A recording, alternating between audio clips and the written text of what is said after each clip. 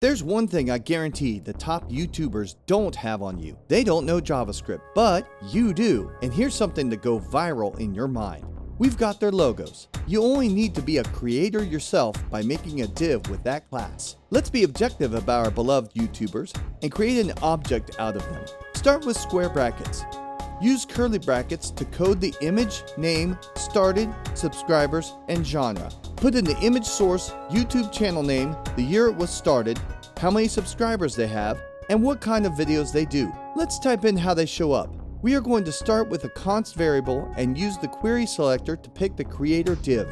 In order to render it into a browser, we are going to use a for of loop. Write the loop with const creators, then of, and then top YouTubers, which is the name of the object. Type in the listing and add the inner HTML to it along with the addition assignment operator. Now we will put in the template literals, a div with class of YouTuber, an image tag, another div, and 4 p tags with lists of name, started, subs, and known for. We need to add in the expressions for the objects.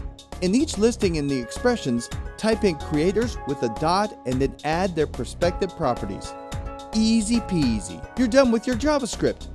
Quickly add in the CSS for the tags and classes, and you have yourself an impressive, pretty list of top YouTubers.